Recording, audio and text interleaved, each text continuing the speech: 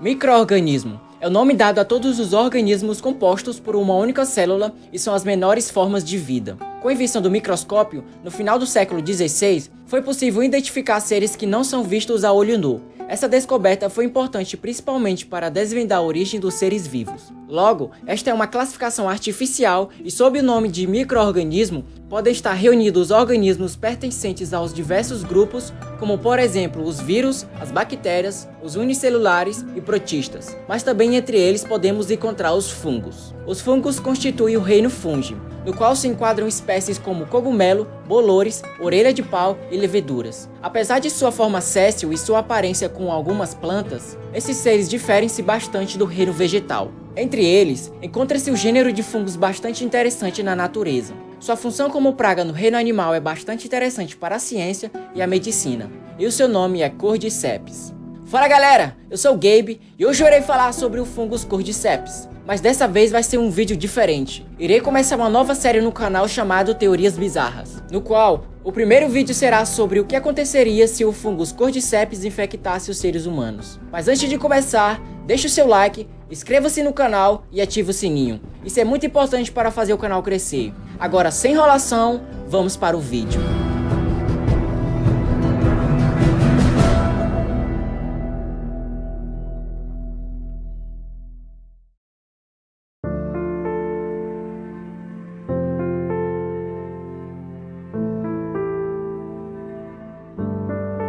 Cordyceps é um gênero de fungos ascomicetos, ou seja, produtores de esporos. Eles crescem principalmente em insetos e outros artrópodes, recebendo a definição de fungo entomopatogênicos. Fungos deste gênero já foram estudados e revelaram propriedades promissoras em relação ao câncer e pacientes com resistência à insulina. Há aproximadamente 400 espécies do gênero Cordyceps e cada uma especializada em um tipo específico de inseto. Esse tipo de fungo não atinge humanos. Porém, ainda não se sabe sobre a existência de outras espécies que atingem o mesmo. Assim, os zumbis que conhecemos na ficção científica são pós-humanos ferozes que se alimentam de carne. Enquanto essas histórias nunca vieram à realidade, a natureza está cheia de casos de zumbificação entre plantas e animais. Às vezes, os paralelos são impressionantes. Artrópodes e insetos infectados por fungos desse gênero são levados pelo fungo a procurar um lugar propício para o seu desenvolvimento, locais com temperatura e umidade adequada e expostos ao vento. O inseto fixa-se nesse lugar e o fungo começa a crescer,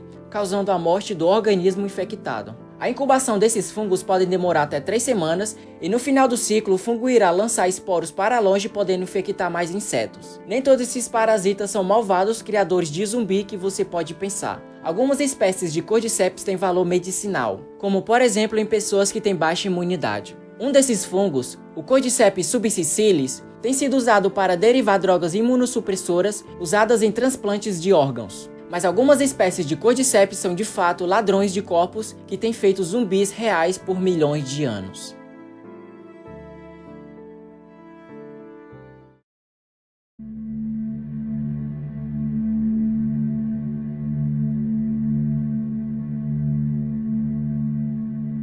O gênero Cordyceps ficou famoso após o lançamento do primeiro jogo da franquia The Last of Us, em 2013, que se passa no universo de ficção onde humanos podem ser infectados pela mutação da tal espécie de fungo. A história do game se passa em 2033, 20 anos após a eclosão. Estima-se que 60% da população do planeta tem sido afetada. O protagonista Joel precisa levar uma adolescente chamada Ellie para os médicos na esperança de desenvolver uma possível cura para a doença. Isso porque teorizam que ela é imune ao fungo, logo após descobrirem que foi mordida, mas não houve transformação. Durante o jogo, aparecem alguns indivíduos que sofreram várias mutações devido à infecção do fungo. Para ficar melhor o entendimento, usarei esse jogo como representação do vídeo de hoje. Vamos lá. No jogo The Last of Us, a história não explica em detalhes como a infecção do fungo avançou de insetos para pessoas, limitando-se a dizer que uma nova espécie surgiu e que a epidemia se espalhou devido a plantações contaminadas. No jogo, a infecção humana age de forma similar aos insetos. O fungo neoparasita ataca o sistema nervoso do hospedeiro,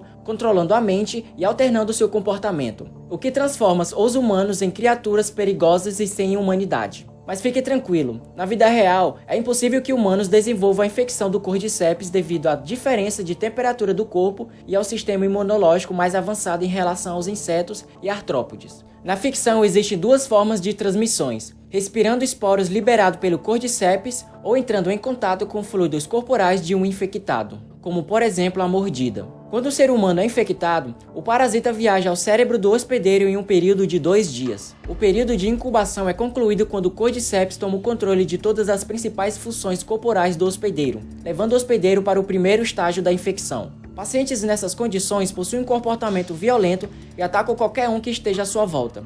Com o tempo, o fungo penetra no tecido e mata o hospedeiro para permitir a liberação de esporos no ar. Dessa forma, mais pessoas podem se contaminar, aumentando a proliferação da praga.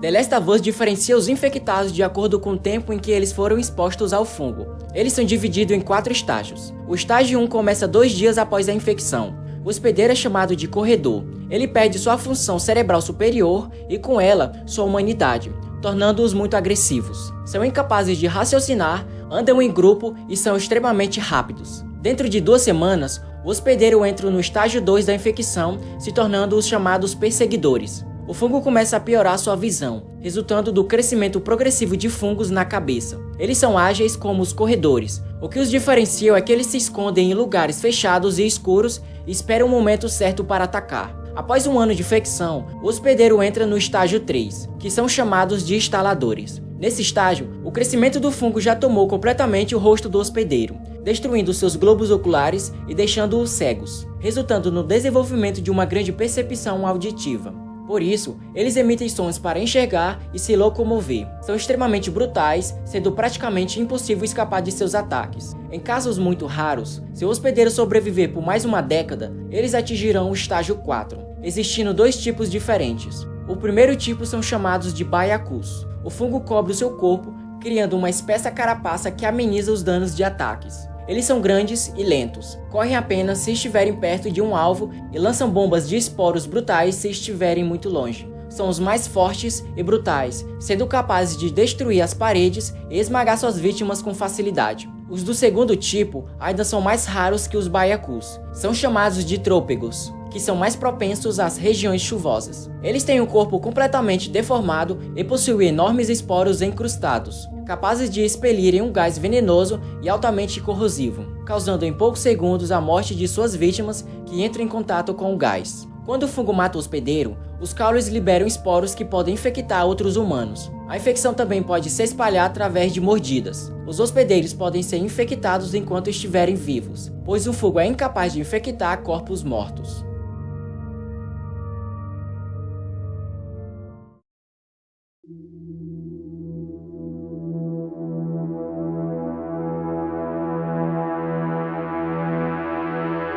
Não se sabe ao certo o que aconteceria com o mundo se um determinado fungo pudesse proliferar rapidamente. Em The Last of Us, a infecção causou a devastação da humanidade. No mundo real, o efeito pode ser parecido. Colônias inteiras de formigas já desapareceram por conta do fungo. No entanto, os animais evoluíram para identificar quando um membro é atingido pela infecção e leva-no para longe do formigueiro. No jogo, a forma de defesa dos sobreviventes contra infectados é similar. Segundo o panfleto da Organização Mundial da Saúde, a infecção pode ser diagnosticada usando um teste de sangue ou de imagem de um microscópio. Os militares usam um aparelho capaz de identificar se o indivíduo está infectado poucos minutos após a contração. Caso esteja, é provável que ele seja morto imediatamente, já que não existe vacina contra a infecção nem outro tratamento conhecido para aumentar o período de incubação. Ademais, como modo de proteção dos sobreviventes, as zonas de quarentena foram criadas para assegurar a vida das pessoas em determinado apocalipse. A nova sociedade não será necessariamente parecida com a pré-apocalíptica. Com a queda dos preceitos de civilização e com pessoas que tiveram alterações radicais de personalidade e caráter devido ao caos do apocalipse, pode-se ter um aumento tremendo de violência no cotidiano. Por outro lado, na vida real, dependendo dos avanços tecnológicos na época, não podemos confirmar sobre uma possível vacina,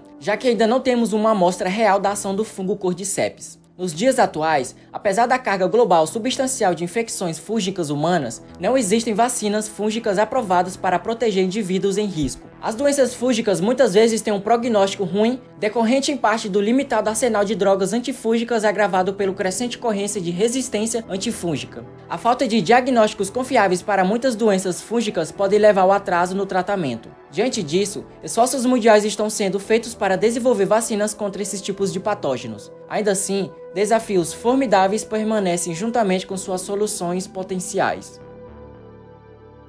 Galera, depois dessa é melhor ficar longe desse tipo de fungo aí. A natureza é muito incrível, sendo capaz de até mesmo criar uma praga perigosa como essa. Graças a Deus que isso apenas atinge insetos e artrópodes. Mas na realidade ainda não sabemos se tudo isso é possível. Cientistas ainda duvidam que o fungo Cordyceps possa sofrer uma mutação ao ponto de causar um grande problema como esse. Então, nesse momento deixamos que tudo isso fique na ficção e que ainda possamos viver uma sociedade por enquanto. Então é isso. Fiquem bem, meus amigos.